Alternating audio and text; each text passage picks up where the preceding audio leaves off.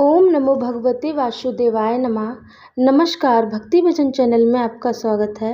आप सुन रहे हैं भादो मास में सुनी जाने वाली प्रतिदिन की कथा, भगवान श्री कृष्ण अवतरण कथा 18वें दिन। कथा इस प्रकार से है।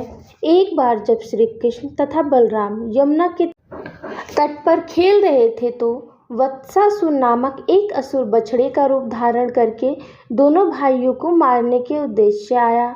बछड़े का रूप धारण करने से यह असुर अन्य बछड़ों में मिल गया, किंतु श्री कृष्ण ने उसे देख लिया तथा उन्होंने तुरंत ही बलराम को इस असुर के घुस आने की जानकारी दी। अतः दोनों भाइयों ने उसका चुपके से पीछा किया। श्री कृष्ण ने वत्सासुर की पिछली टांगें तथा पूंछ पकड़ ली और बलपूर्वक घुमाकर एक वृक्ष पर फेंक दिया।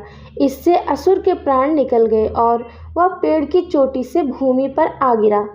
जब यह असुर भूमि पर मृत पड़ा था तो श्री कृष्ण के सारे संगियों ने आकर बधाई दी। बहुत अच्छे।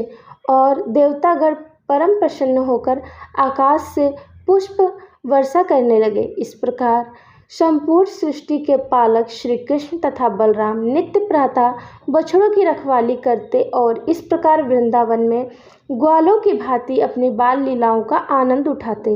एक दिन सारे ग्वाले यमुना नदी के तट पर अपने बछड़ों को जल पिलाने ले गए। सामान्य रूप से जब बछड़े जल पीते रहते तो सारे बालक भी जल पीते। जब वे सब जल पीकर नदी के किनारे बैठे हुए थे तो उन्होंने एक विशाल पशु देखा जो बत्तख जैसा लगता था, किंतु वह पर्वत के समान विशालायक, उसकी चोटी वज्र के समान कठोर थी। जब उन्होंने इस असामान्य पशु को देखा तो वे सब भयभीत हुए। इस पशु का नाम बकासुर था और यह कंस का मित्र था। वह अचानक प्रकट हुआ और उसने झट अपनी नुकीली चोंच से श्री कृष्ण पर आक्रमण कर दिया तथा उन्हें निगल गया। जब वह इस प्रकार श्री कृष्ण को निगल गया तो बलराम आदि सारे ग्वाले निष्प्राण हो गए, मानो उनकी मृत्यु हो गई हो। किंतु जब बकासुर श्री कृष्ण को निगल रहा था तभी उसके गले में तीव्र जलन हो गई। यह कृष्ण के चमकदार तेज के कारण थी। उस असुर ने तुरंत श्री कृष्ण को ऊपर उछाला और अपनी चोंच में भींचकर मारना चाहा। बकासुर यह नहीं जानता था कि यद्यपि श्री कृष्ण नंद महाराज के पुत्र का अभिनय कर रहे हैं तो भी वे सृष्टि के रचयिता ब्रह्मा जी के आदि पिता हैं। माता यशोदा के पुत्र ने जो देवताओं के लिए आनंद कंद हैं और साधु पुरुषों के लिए पालक हैं, उस विशाल बत्तख की चोंच पकड़ ली और अपने ग्वाल साथियों के साथ उसके मुंह को दो भागों में उसी तरह चीर डाला जिस प्रकार कोई बच्चा तिनके के दो टुकड़े कर देता है। स्वर्गलोक के निवासियों ने बधाई के रूप में आकाश से चमेली के सुगंधित पुष्पों की वर्षा की। पुष्प वर्षा के साथ ही बिगुल, ढोल तथा शंख की ध्वनि गूंज उठी। जब ग्वालों ने पुष्प वर्षा देखी और स्वर्ग की ध्वनि सुनी तो वे आश्चर्यचकित रह गए। जब उन्होंने श्री कृष्ण को बकासुर के मुंह से मुक्त हुए देखा तो बलराम समेत सारे ग्वाल बाल इतने प्रसन्न हुए मानो उन्हें अपना जीवन धार प्राप्त हो। जैसे ही उन्होंने श्री कृष्ण को अपनी ओर आते देखा तो एक एक करके सबों ने नंद के पुत्र को गले लगा लिया। इसके बाद उन्होंने सारे बछड़े एकत्र किए और वे घर वापस जाने लगे। जब वे घर आ गए तो नंद के पुत्र के आश्चर्यजनक कार्यकलापों का वर्णन करने लगे। जब समस्त गोपियों तथा ग्वालों ने यह कहानी सुनी तो वे परम प्रसन्न हुए, क्योंकि वे श्री कृष्ण को अपने अंतःकरण से चाहते थे और उनकी महिमा तथा उनके विजय कार्य को सुन करके उनके प्रति और अधिक वात्सल्य हो उठे। यह सोचकर कि बाल कन्हैया मृत्यु के मुख से लौट आया है, वे उनके मुखमंडल को और भी अधिक प्रेम तथा वात्सल्य को देखना चाहते थे।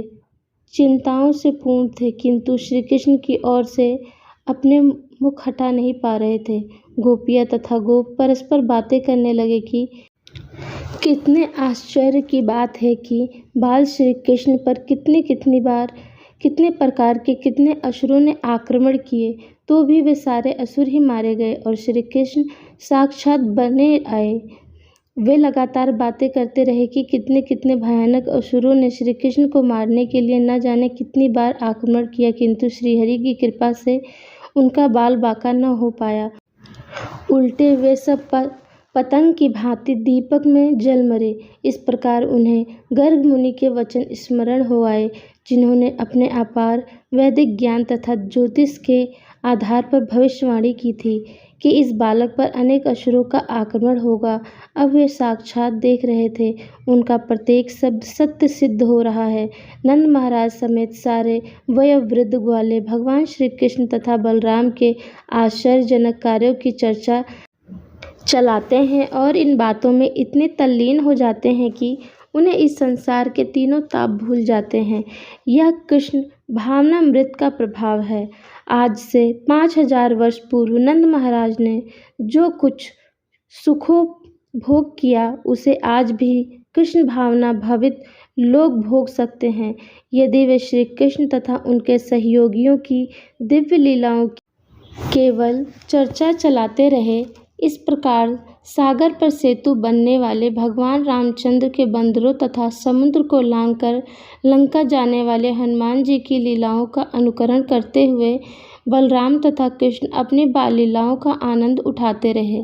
वे अपने मित्रों के बीच ऐसी लीलाओं का अनुकरण करते हुए अत्यंत प्रसन्नतापूर्वक अपना बाल्यकाल बिताने लगे। इस प्रकार लीला पुरुषोत्तम भगवान श्री कृष्ण के अंतर्गत वत्सासुर तथा बकासुर नामक अध्याय पूर्ण हुआ।